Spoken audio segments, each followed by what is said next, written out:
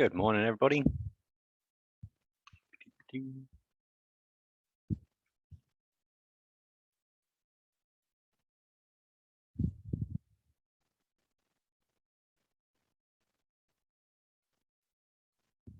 All right. So today we are going to start on, no, get off. Sorry, fine with the chat box again. On linkage, right? We'll be riffing on this for, where are we at? Yeah, today and Thursday. Yeah, to be honest, we'll see how it goes. Aim of the game here is to get you ideally as much practice as you can, right? Because this is really something that you get better at by practicing it. There's a lot of math involved. So let's get cracking. Close that down. Oh, actually, before I get moving on that, anybody have any questions about non-Mendelian inheritance, the stuff that we've covered so far, before we move on to the next subject?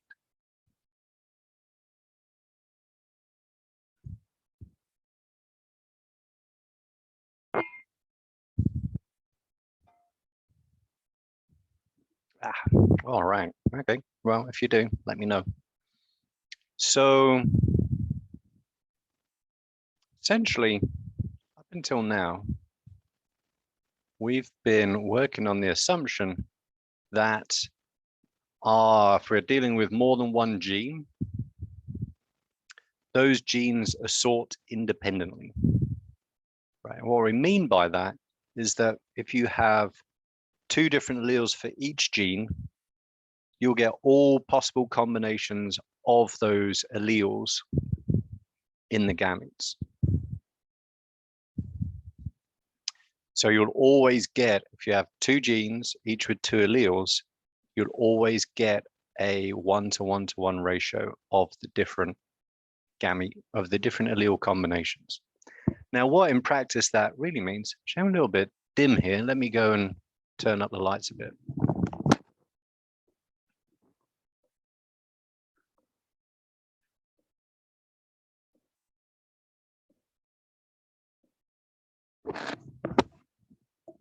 Not that you really need to see me, to be honest, but you know, if you are going to see me, it helps to see me. So in reality, really what that assumption means, in many cases, and certainly for Mendelian genetics, all the traits that Mendel looked at, is genes on different chromosomes.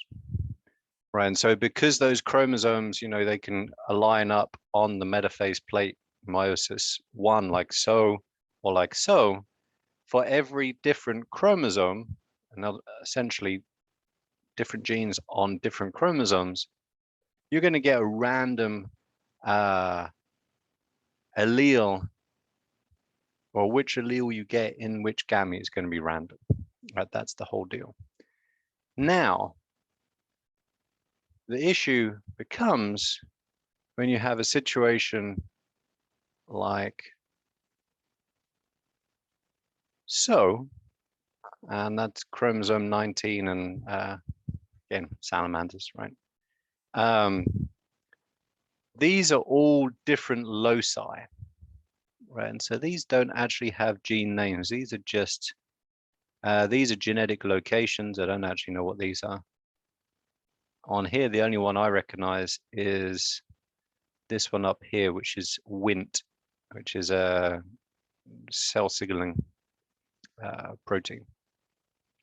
But anyway, if you were looking at any of the genes on this chromosome or this chromosome, now we have a very different situation. The situation now is that now we're relying on recombination to separate those alleles. Okay, and so whether or not that happens determines the ratio of gametes or different alleles in different gametes, and that's called linkage.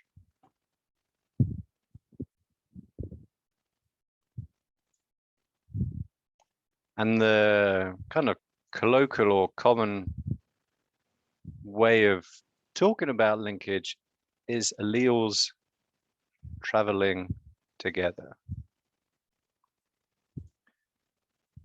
So if you see a dominant allele for gene A, for example, you'll also get the, let's say, just for example, right? It doesn't actually matter too much. You'll also get a particular allele for gene B. So it's like a package deal. Different genes, but they're different genes on the same chromosome that are potentially inherited together, right? So those alleles come almost like as a package deal.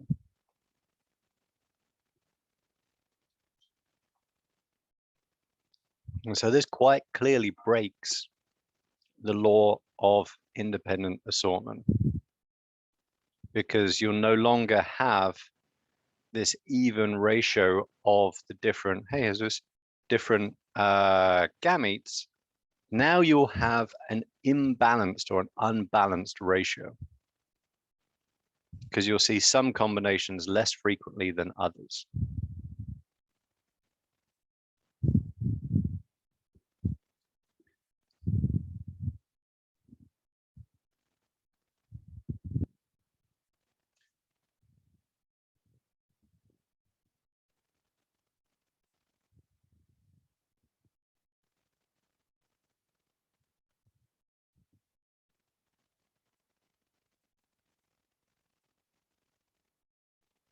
And that is a classic symptom of linkage.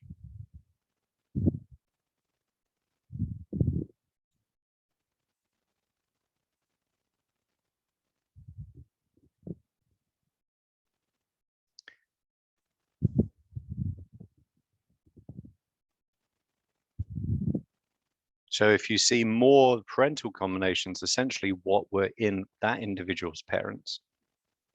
And again, we're talking about, we're talking about chromosomes essentially here, but also talking about phenotype combinations.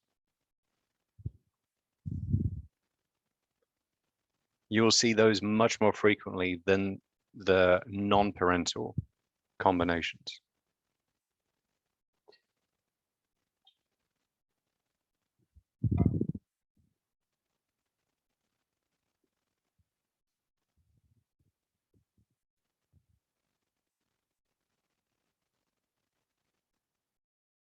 And so the big deal here, well, essentially it all comes down to recombination. Recombination in prophase 1. And whether or not it happens between your two genes, right? So what I'm trying to do is give you the kind of big picture concept stuff first, and then we'll get into the details and the math, because hopefully by then it will make, more sense. So linkage is all about whether or not recombination occurs between two genes or loci. That's the underlying deal, like what's going on. And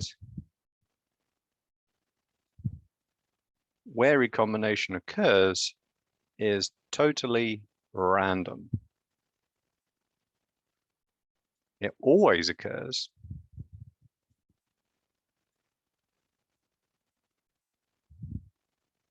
between two homologous homochrons, but where it occurs is random. That's a really, really important point to get. Recombination is not directed, just as fertilization isn't, just as tetrad orientation in metaphase 1 is also not directed.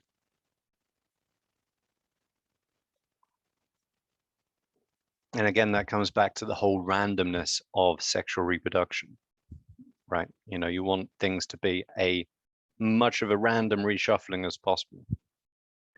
So I got a good analogy. I kind of worked this up with the other section yesterday. And particularly given the American football season is literally kicking off around now. I think a friend of mine was watching Eagles game yesterday. I think they got their asses kicked, but anyway, he's still a fan. So imagine you have, what's that guy that sounds like Kermit the Frog? Is that Mahomes or Mahomes, or maybe someone knows more about, well, I'm sure many people know more about American football than I do. Anyway, Tom Brady's another one. I know who he is. So imagine that you, you know, stellar chap that he is, you blindfolded him, spun him around a little bit, pointed him at the end of the field, and told him to kick a ball, like that football. See if he could get it between the goalposts. So obviously, you know, depending on his spatial awareness, he's got an equal chance, well, wherever it's going to go, presumably, you know, it's a random chance, right? He can't see where he's going. He's just kind of relying on where he's been pointed and where he thinks he's at, right? There's no sunshine, no lights, you know, et cetera, et cetera. So imagine if the goalposts are on the corners of the field, right? As far apart as you can get them, right? What's the probability that he's going to be able to kick a ball between them? What do you think the probability is?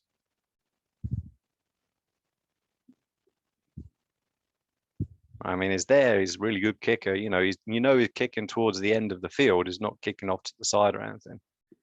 You know, he gets paid lots of money to do what he does. What do you think the probability is if the goalposts are as wide as you can get them, far apart as you can get them? 90% chance. Yeah, or even better, let's say 100%. Right? You know, I don't know if he practices blindfold or whatever, but let's say 100% chance. So every time he kicks the ball, it's going to go between those goalposts. Every time. Right? I mean, admittedly, that's why the goalposts in American football are not as wide as the field is, because it's not much of a challenge then, really. Okay, so now imagine the goalposts are about that far apart, right? So about, you know, a quarter of the width of a football. Now, what is the chance or the probability that he will be able to kick a ball between two goalposts that are closer together than the width of a football? 0. Exactly, 0%. Doesn't matter how, even if he could see where he was kicking it, he wouldn't be able to kick it between there because there's physically not enough space. That's essentially what we're talking about in terms of recombination. If two loci are very far apart, recombination will always occur between them. If they are right next to each other, recombination effectively will never occur between them. Right? Now we think about, you know, I don't know how far apart goalposts are in American football, but let's think about they're kind of, you know, like, I don't know, not hands width apart, but let's say 20 feet apart. I don't know how wide the football field is. Let's say like 1/3 of the width of the football field, right? We do the same deal, spin them around, blindfold, has a kick.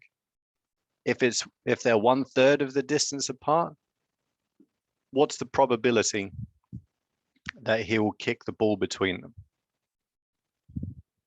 They're 1/3 apart. Then it'd be like 33%. Exactly, 33%. So the probability is equal to or proportional to the distance. And that's exactly the same with recombination.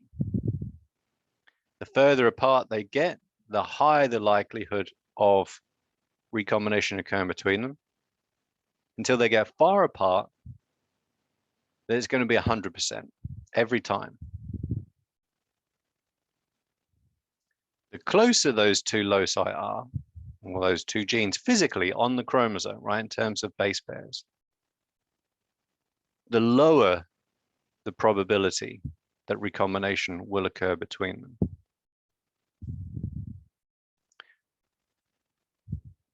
So recombination frequency is directly proportional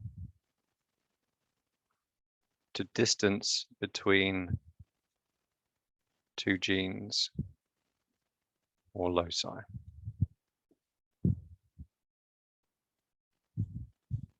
That is the key point to linkage. It's what underpins everything.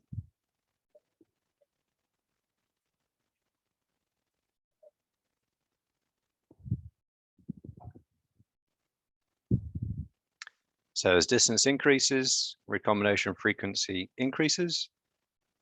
Distance decreases, recombination frequency decreases.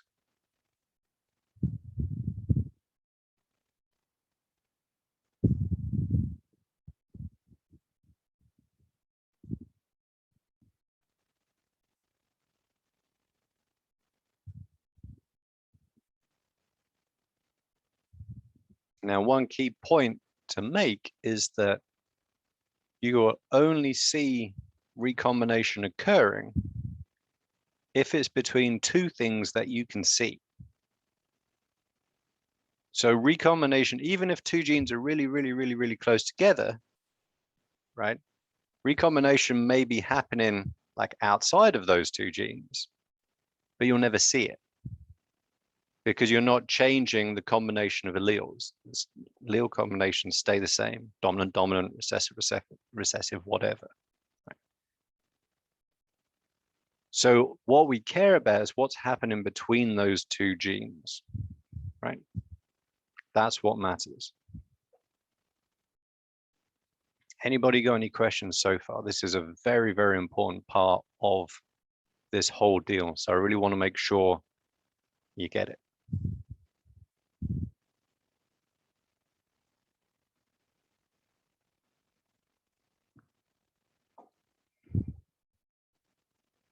And now you can see why it's essentially mathematical.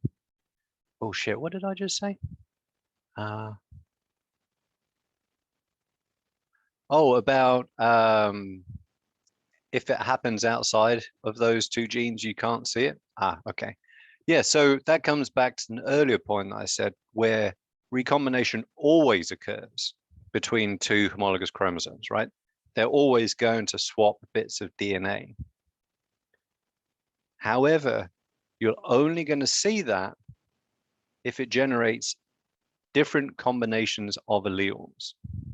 So imagine you have a homozygous dominant for both of those genes, right? So you have dominant, dominant, dominant, dominant, right? On the two homologous chromosomes. You get recombination, you're still going to get dominant, dominant in the gametes, right? You're never going to get a different combination. And same as well, if I just draw it up, it's probably easier rather than use my fingers. Yep.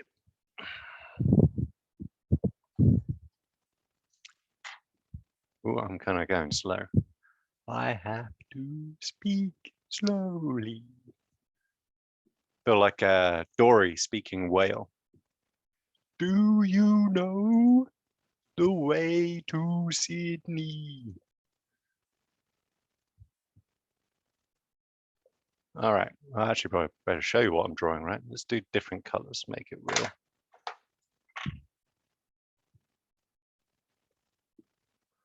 Right, so they're supposed to be the same length. I'm just being a little bit lazy. So these are our homologous chromosome pairs that line up during prophase 1, and you'll always get recombination between them. So let's say you have this one's oops, could be different genes. And these, sorry, I'm making stuff up as I go. All right, so if you have these two genes and you have recombination here, you're still going to have, actually, let's do that different color.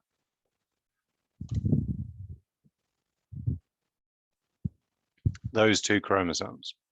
You're not going to change the allele combinations. You're still going to have A and B, or dominant, dominant, recessive, recessive in the offspring. The only way that you're going to get different combinations is if instead recombination occurs between those two different genes. And so now what you'll get is you'll still get these, but you'll also get two new chromosomes, or not new, but you know what I mean, non-parental chromosomes, which will look like that. Can you see that okay?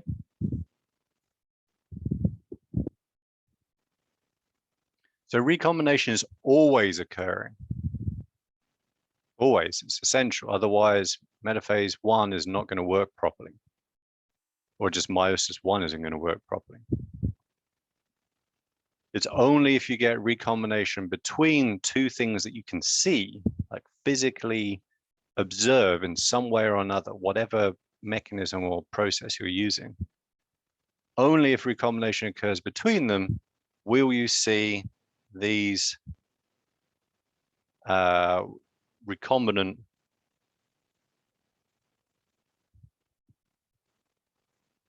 if I can spell it right, chromosomes. Chromosomes. And these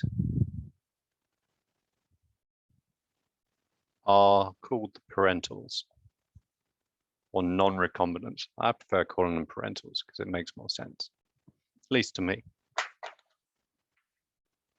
Did that help, Maricela? Yes, thank you. No worries. Okay, let me just take a picture of that. Make sure I don't forget.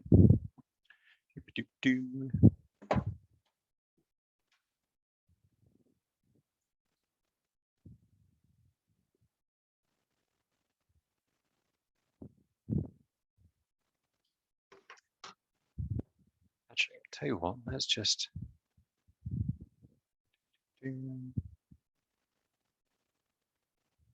draw this stuff out. Right? It's a lot easier than kind of pointing at PowerPoints and gesticulating with my hands.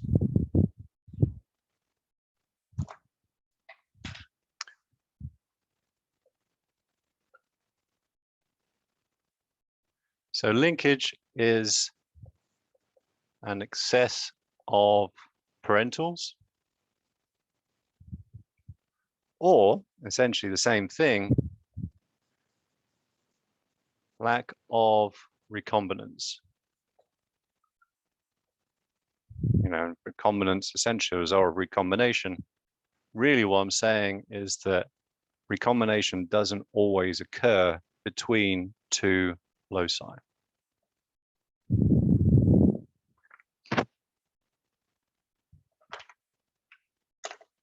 So we could use, I usually like trying to do extremes, like with the whole Tom Brady kind of example, because it helps illustrate the point.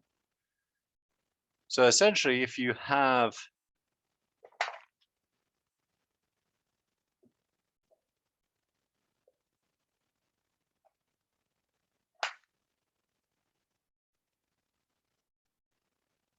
right, these are going to be, again, homologous chromosomes. Now we have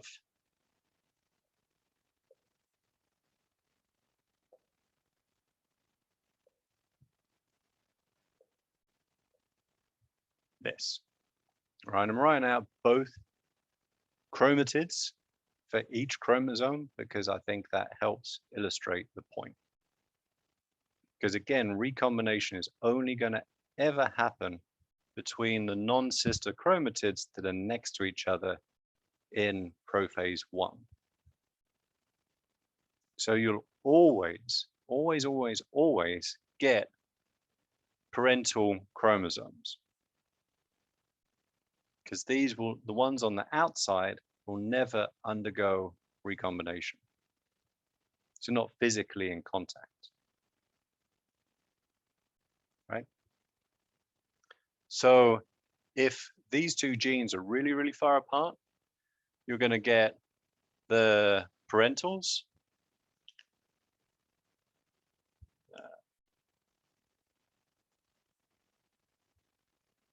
like so. Oh, dumbass.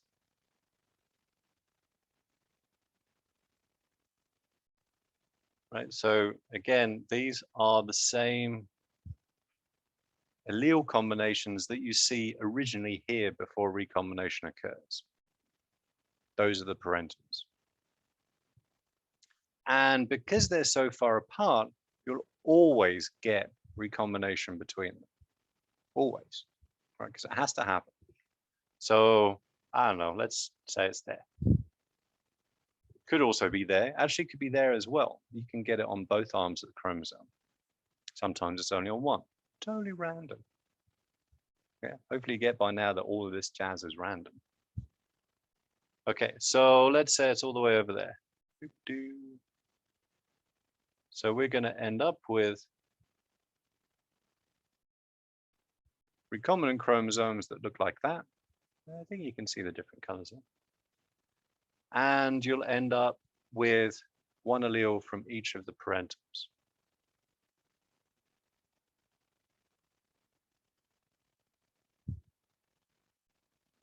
Right? Easy peasy. Makes sense. Easy peasy lemon squeezy.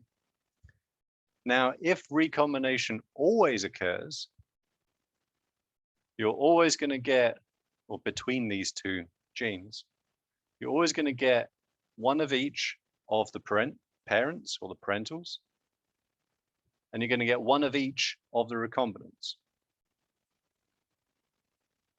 So you'll always get a 1 to 1 to 1 to 1 ratio.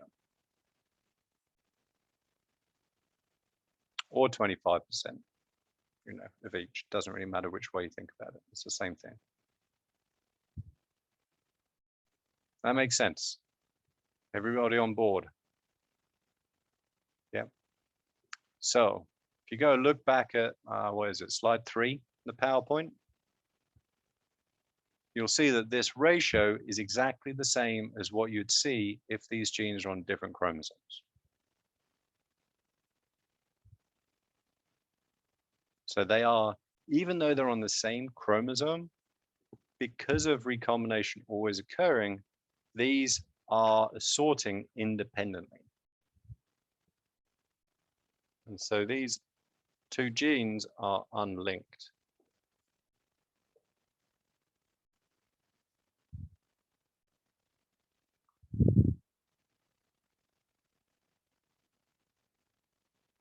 Got it? Cool. And we use a particular cross to see this called a back cross, which is actually what we're doing in lab. Right. So we're not doing you wouldn't do a dihybrid cross because it will produce a funky ratio, but it's a little bit harder to interpret. It's much easier to do it this way. Okay, so let's come over here. Do you like my bead lizard thing? My daughter had a big thing for both lizards and beading a while back. She had a really, really cool, is it like a skink or something? I can't remember what it was. But it died in the Snowmageddon because the heater went out on the tank, which was very sad. Okay, same deal, same chromosome. Now, let's do, shoot, I should use like a different letter, shouldn't I? Never mind. Let's do a different one. Let's do this.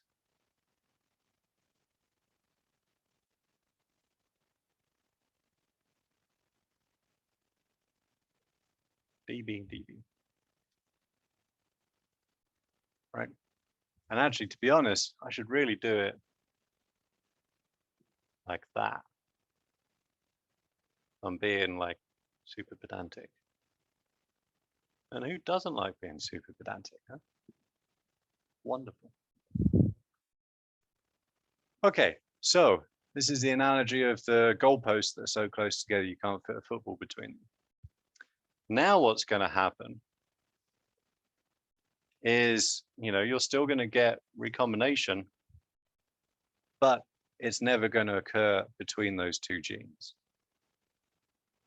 I mean, maybe it will if you look at, I don't know, like millions of offspring, or hundreds of thousands of offspring. You might see like the rare, very, very rare occurrence. But to all intents and purposes, it's not going to happen. Right? So now, what chromosomes are you going to get? Question to the class. Or what allele combinations are you going to get? Just the parentals. Yeah, exactly. You're going to get this one, and you're going to get that one. And so now you'll get essentially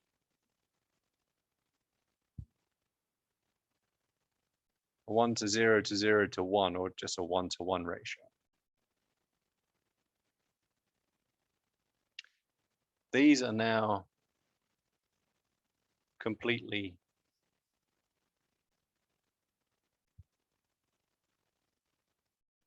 linked.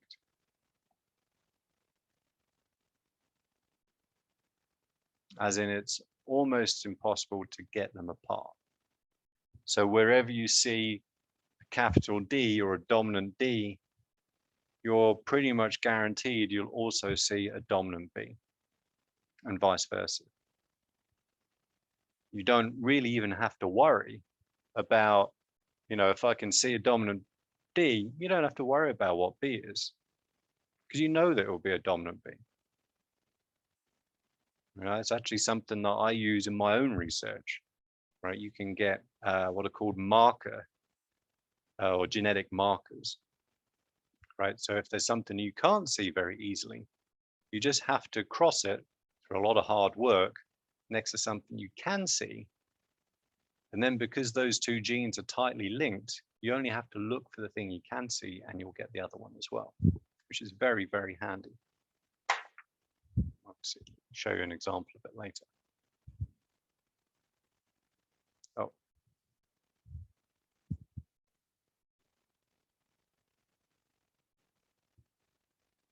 Is that what you're after, Maya? Oh, cool. Good stuff.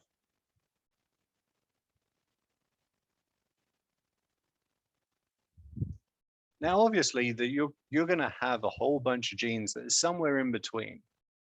They're neither so far apart that they are unlinked and sort independently, nor are they so close together that they're completely linked and you never see any recombination occurring between them. So typically, really, I should have just left more letters, shouldn't I? Should have thought ahead. Never mind.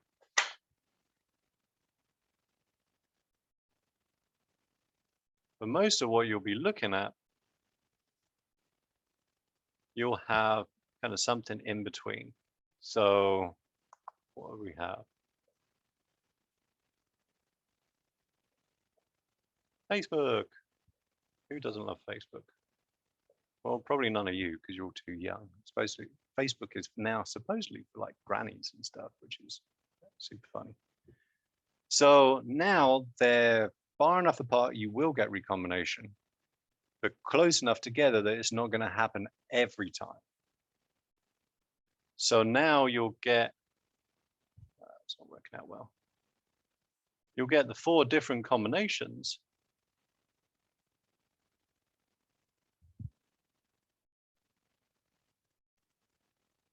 Like so, which will be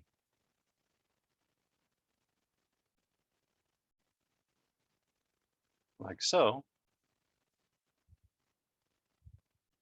But now you'll get an odd ratio. It will not be equal. You'll have, let's say if these are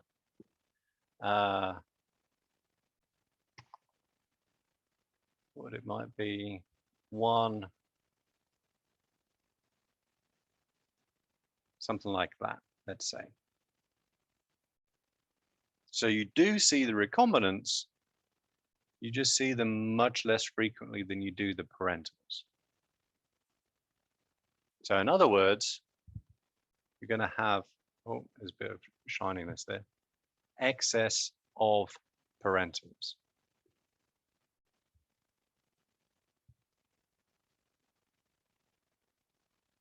And this would be 2.2, this would be about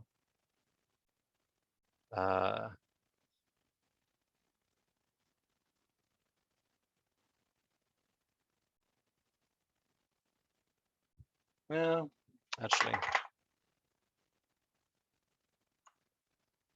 10% recombination.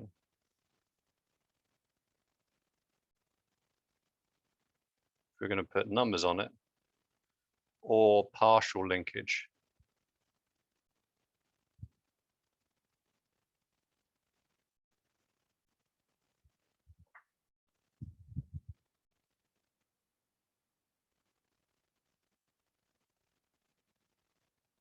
And again, it's just a numbers game.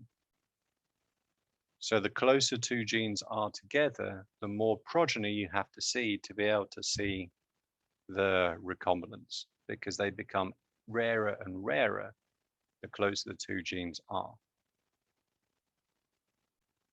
So if you only get 1 in 1,000, then you're going to have to look at, a couple of thousand to be able to have a chance of seeing 1 or 2. If it's 1 in 100, then you don't need as many. That's actually going to be part of the deal with the Fly Lab when we're looking at linkage between white and yellow.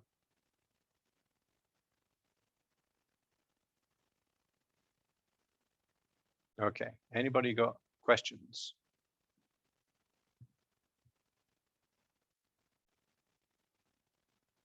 No? Speak now or just ask questions at any time.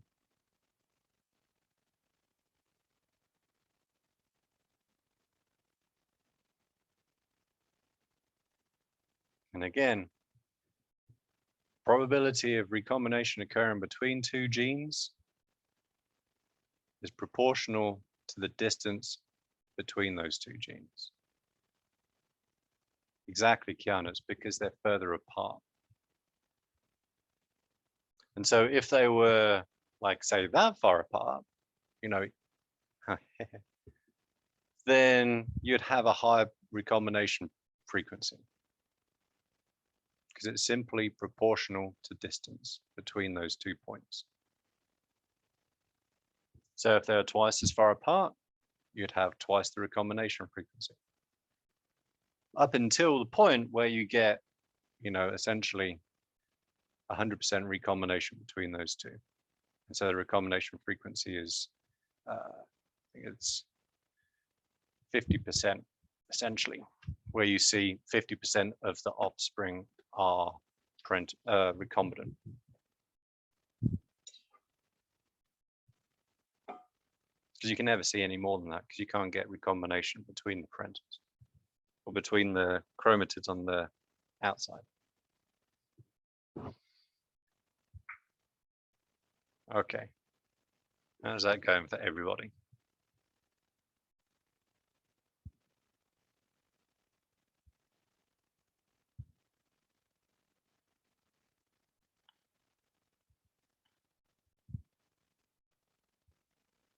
So that's essentially kind of laid out in, pictorial and words and the like in the PowerPoint, essentially exactly what I've shown.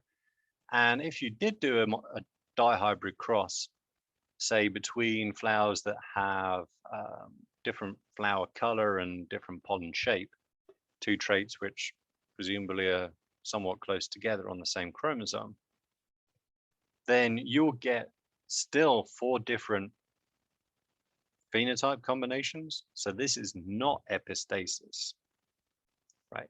Epistasis, you will see a different ratio. You will not see some phenotype combinations at all, right? So the whole, what is it, 9-7, or I think 12 to 3, 12 to 3 to 1 for different types of epistasis. No worries. Just repeating this for someone to step away for a tick. So this is not epistasis, right? So the classic sign of linkage is you see the 4 different phenotype combinations, but 2 of them are lower than you would expect. In epistasis, you don't see some phenotype combinations at all, right? Because that one of them is masked by another. Right, so be very careful about that. So if you see a 9:7 ratio, it's not because of linkage, it's because of epistasis. If you see a funky, I don't know what that would be, 10:1 to 1:3 ratio, that's because of linkage, not because of epistasis.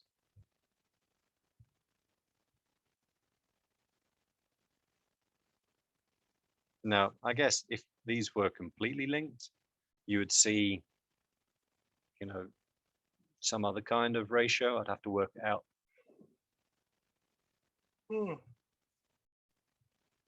Oh, you're welcome. But either way, they're very different. Okay, and so here you can see there's an excess of parentals, right? The parental phenotype combinations are purple and long and red and round. And you see a whole bunch of purple and long and red and round, way more than you would expect from a standard dihybrid cross.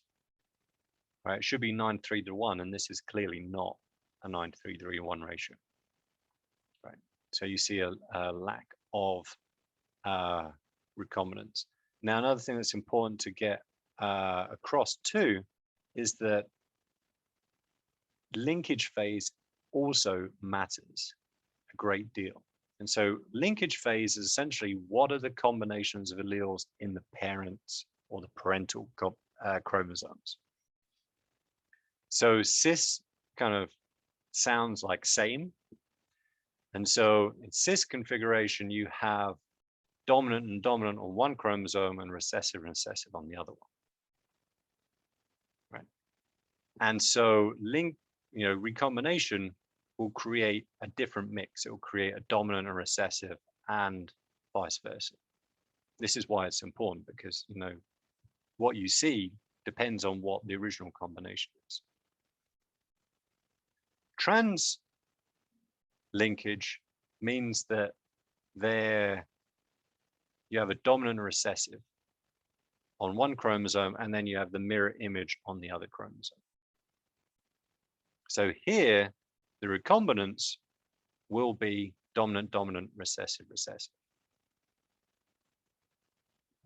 The genotype of those two individuals is the same, right? They're both heterozygous for both genes, but how those alleles are arranged on the chromosome matters a great deal. And that's what's called the linkage phase. And we also have a kind of particular way of writing that. And so to keep things from being too confusing, I'm sorry. Bloody cats woke me up last night. One of them pretty much like sitting on my head, and I'm allergic to cats. So sometimes got this little air purifier in the room. Sometimes I feel like just taping her to the air purifier. Then I'll get kitty-free air, coming out the other end. Anyway, now what we do is we use plus for the normal dominant or wild type version.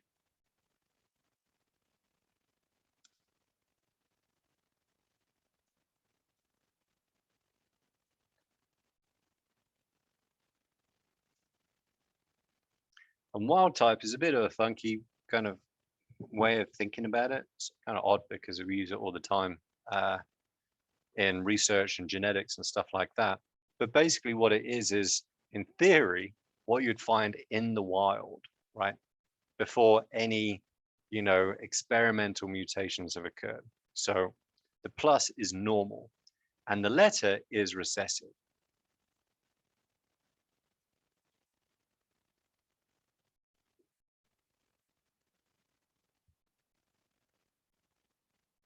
So essentially in the red, this one here, this highlights one gene. So it's heterozygous. You have a dominant and a recessive allele. And the purple is the other gene, whatever M is. And so the line between them basically says, this is one chromosome above the line, and there's the other chromosome below the line. That's the notation that I'll be using in the lab as well to talk about this stuff.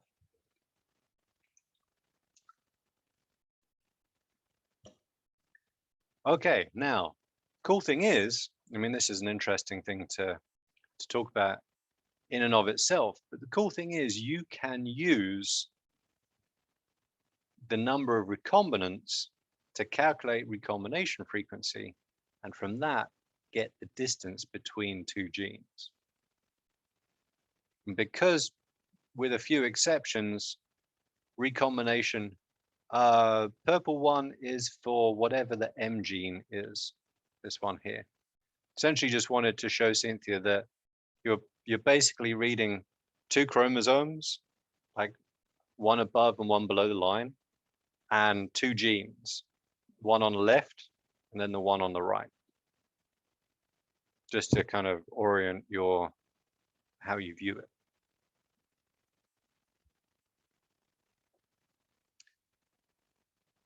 And so to do that, it's quite simple. So recombination frequency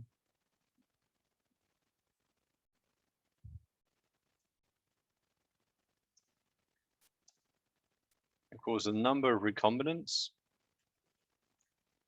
both types, divided by the total progeny. And that all times by 100.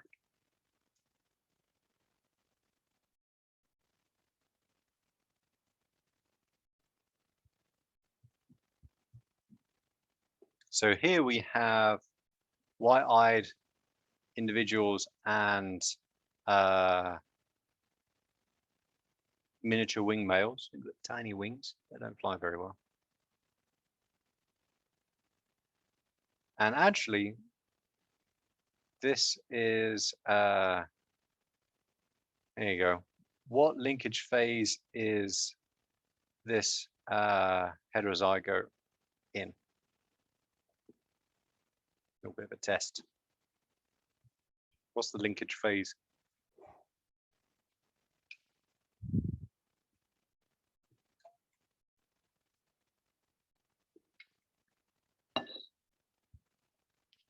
Just scroll up a little bit and you'll see it. Yeah, exactly. It's in trans. Cool. So recombination frequency here is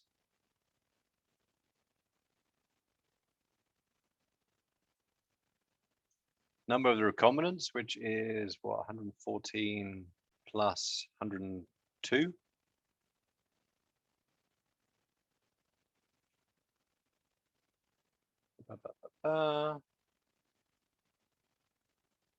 Divided by, what's all that added together? That is 634. 644, I think. Is that right? Feel free to double check me because math isn't my strong suit. And then all of that times by 100, right? So 216 divided by 644 times 100. So that's 33.5%, which is exactly what they said.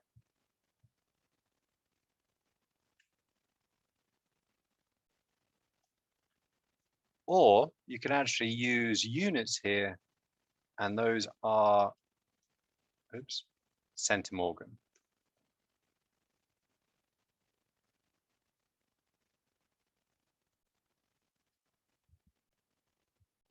That's a unit of genetic distance.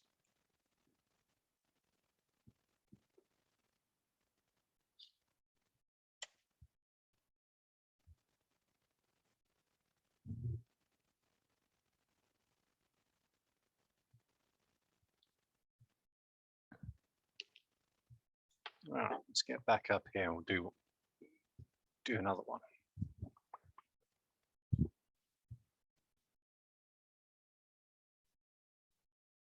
So this is called a 2-point cross because there are 2 genes involved. Most likely on, yeah, maybe on Thursday, we'll look at a more advanced version, which is called a 3-point cross. Hopefully I'll try that. Ah, fiddlesticks, I have.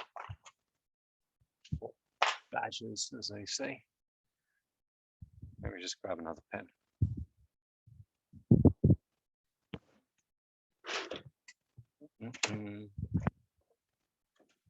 Box in my drawer.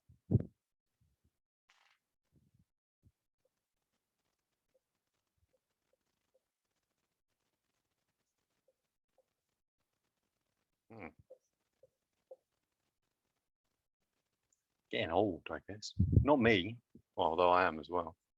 My pens. Maybe I shouldn't have snagged a whole box several years ago. I guess they don't last forever. Let's try another one.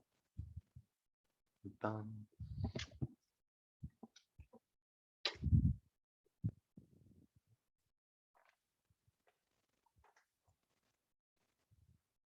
Okay, that's better. So let's look at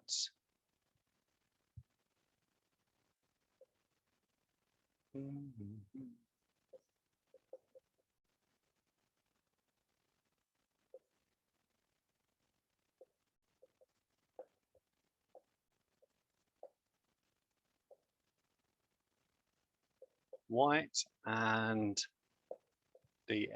Can't actually remember the precise difference. Oh, got a question.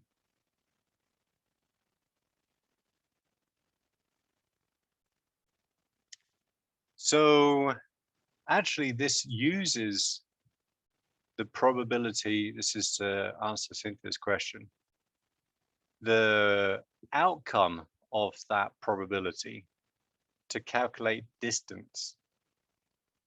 And so if distance equals probability of recombination, then however many recombinants you have out of the total is the distance between those 2 points, between those 2 genes.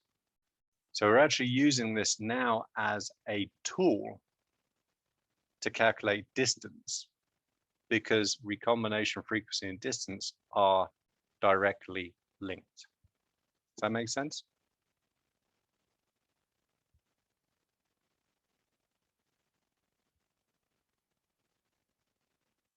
Cool, good. So let's, now I'm going to be nice because I'm always nice, right? Obviously. And I'm going to put these in a fairly obvious order. Right? Can't assume that I will always do that. Sometimes I have a crappy day. So now let's work on numbers.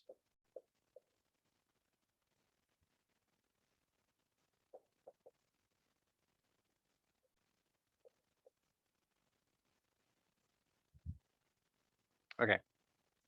So what's the first thing do you do? Because you need to use the recombinants, right, to calculate recombination frequency. So what do you need to do first?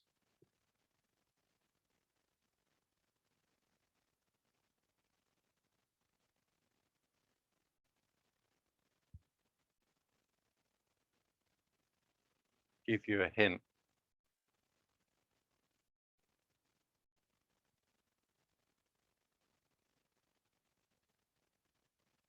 You need to figure out which ones are the recombinants. Oh, yeah, good point, Mika. After that, or Micah. How do you pronounce it, Mika or Micah? I never know. Do you mind? It's Mika. Mika. Cool. Okay. So if these two genes are linked, then you'll get an excess of parentals and a lack of recombinants. So essentially, the ones with the biggest numbers are parentals. So here we go again. What linkage phase is the heterozygote in that generates these different combinations?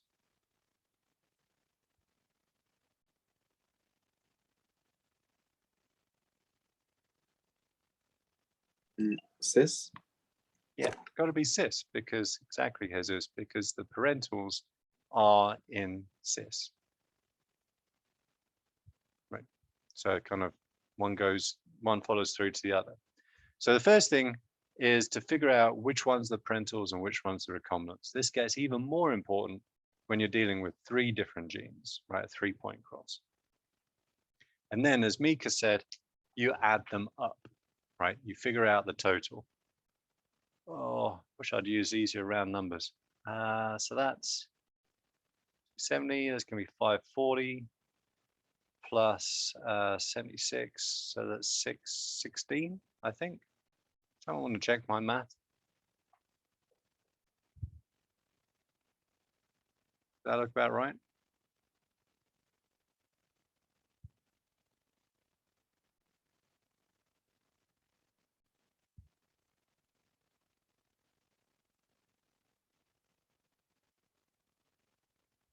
Yay, awesome. That's one of my favorite sayings is even a blind squirrel finds a nut every now and then. It's like, it's not quite as good as, I don't know if you ever saw there's a blog called Shit My Dad Says. That was kind of funny. So I don't have sayings like that, but I do like my sayings.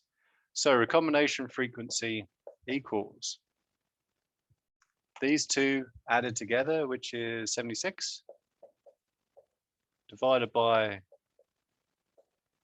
that times 100. Okay, I'm not going to be able to work that out myself, so someone else is going to have to do that for me. Should be probably around like 11, 12%, something like that.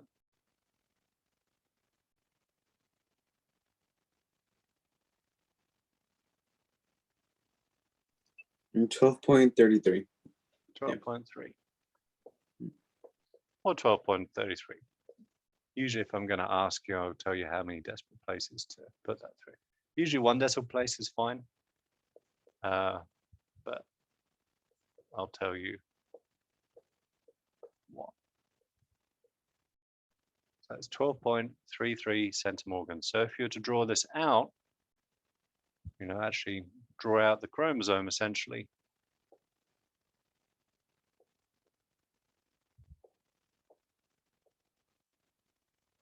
It would look something like that.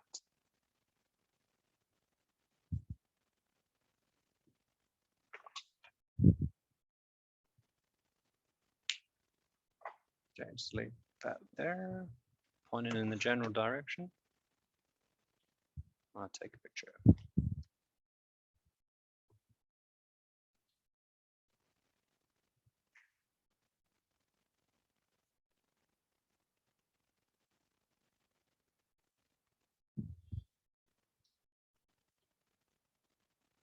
Has everybody got what they need?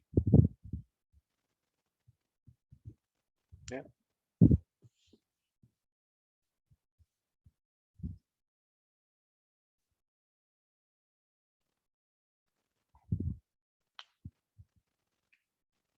Oh, DM is diminutive males. It's just one of the few Drosophila phenotypes I can remember, that's all. that's on that same gene. No worries. I know that it's further away from white than yellow is. Yeah, I do know that. Just can't remember how far. Okay, so now let's use the example from my own work.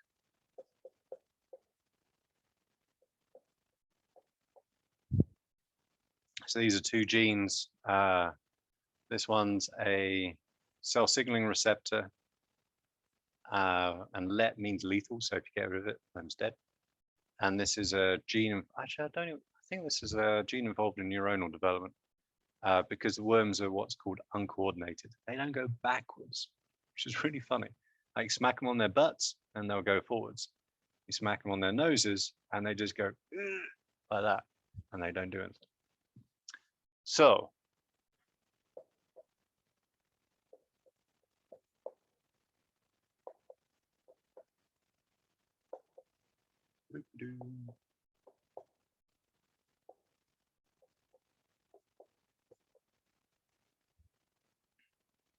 now we're going to need big numbers here.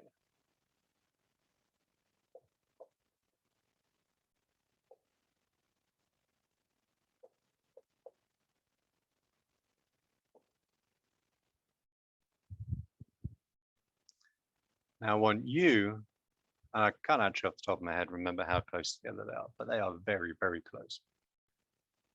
I want you to figure out, actually, first, linkage phase.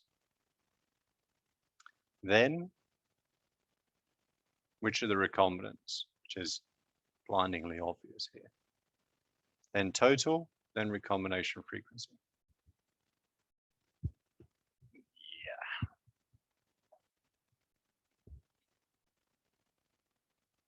And I think once we've done that, that will be enough for today.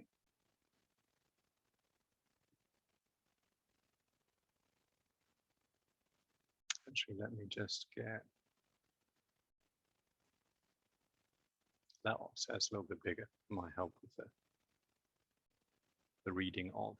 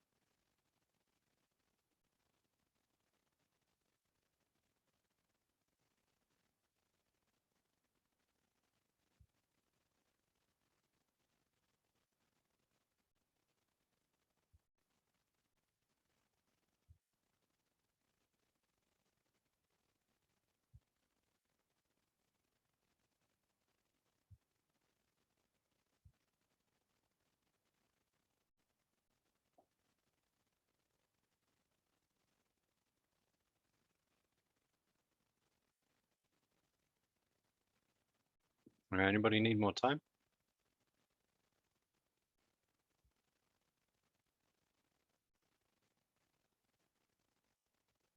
All right, so Oh, I've absolutely no idea, Cynthia, to be honest. We'll have to work it out. Sounds like it's about right, but I don't actually know the answer. So first up, what's the linkage phase? Trans. Yeah, it's in trans because the parentals are different, right? They're dominant for one and recessive for the other. Okay, so what's the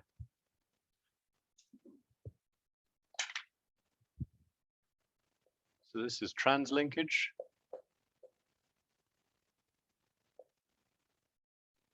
What's the total?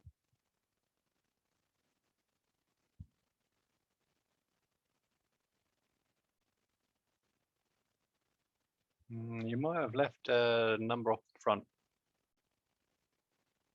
There you go. 3358. So always just double check your math. That's all right, Maya. That's why we practice, right? That's the whole point. Yeah, just double check. My kind of rough reckoning is that's got to be over 3,000, right? Because it's, you know, both are more than 1,500. So that'll get you in the right ballpark, and then you just double check from there. So recombination frequency will be 5 over 3,058 times 100 equals, I think Cynthia's already put it, but let's see if everybody else gets the same.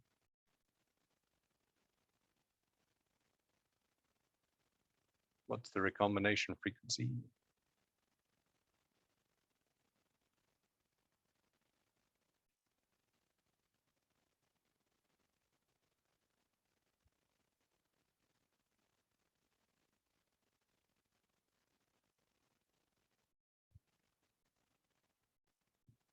What's the answer to this? You got 0.15?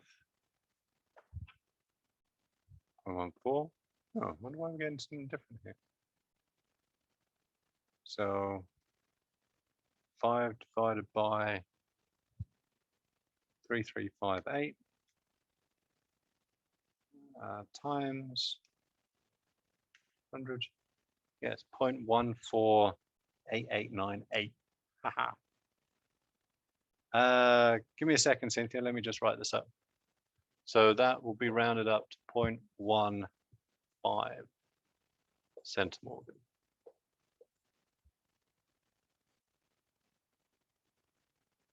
So that's the distance between them. So to answer your question, Cynthia, when we look at linkage phase, what we're looking at is, if you're trying to work it out from scratch, right? You look at what the parental combinations are. The parentals will always be the ones that you have most of, right? Because otherwise it wouldn't be linkage, right? And so if this is a parental chromosome, then you have a dominant and a recessive. The other one is recessive dominant. And so these are in trans because essentially, you know, you've got like cross angles, right? If this was a heterozygote, it would be, you know, like that. They wouldn't have the same dominant, recessive. So these are in trans. If it was in cis, we'd have dominant, recessive. But we don't. Those are the recombinants. Anybody have any problems with this practice?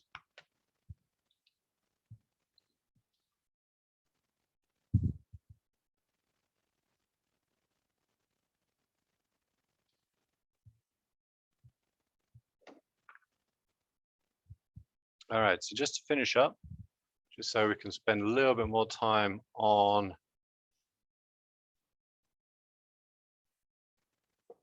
three-point crosses on Thursday, because that benefits from a bunch of practice, because it's a fair bit more complex. Oops, I need to share first. So you can do a whole bunch of these. For example, a bunch of different crosses, right? So looking at the recombination between A and B, A and C, A and D, B and C, B and D, C and D, right? All of those different combinations. And from that, you can work out their relative position, right? So so first off, which genes is linkage occurring between? If these letters represent genes.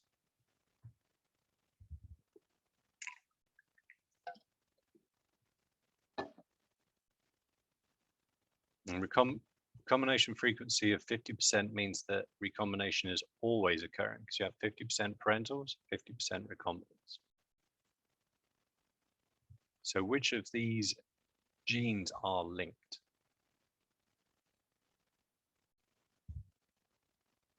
Essentially, which are lower than 50%?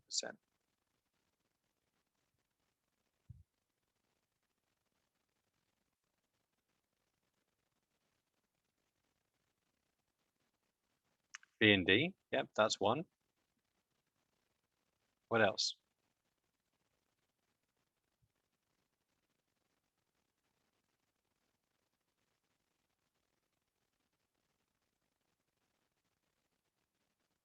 B and C and C and D, right? So those three at the bottom, they're all less than 50%. So what does that say about A relative to B, C, and D? Where's A in the mix?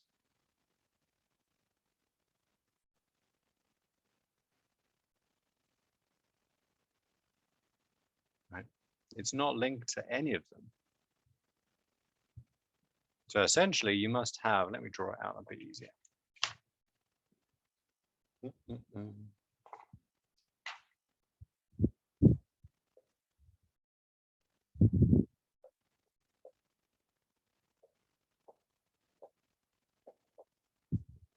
Something like this, maybe, right? Where A is over here off on its own, B, C, and D in some combination.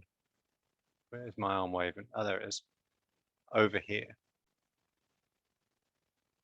Okay, so how do we figure out this?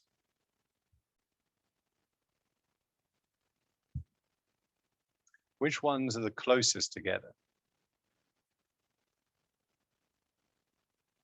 I think it is what Cynthia B and pointed C. out earlier.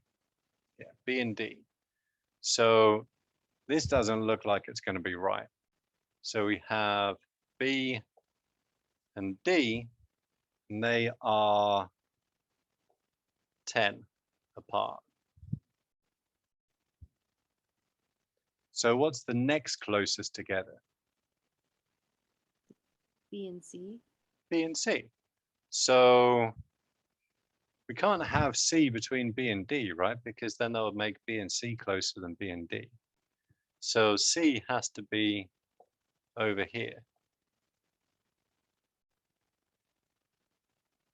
And you can double check that by looking what's the distance between C and D, and that's 30, right? Which basically is what these add up to.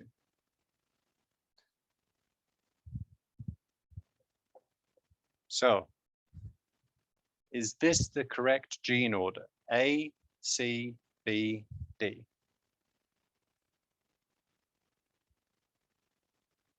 Or is this the only possible gene order?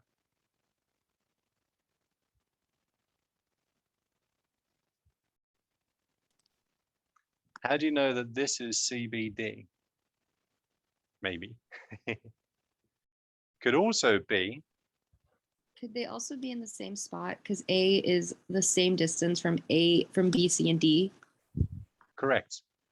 Exactly. You have no way of knowing which way round this is. It could be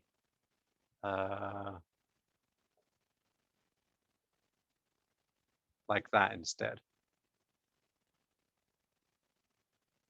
Because A is so far away from all three of these that there's no way you can tell which one A is closer to, whether it's closer to C or closer to D, because they're not linked.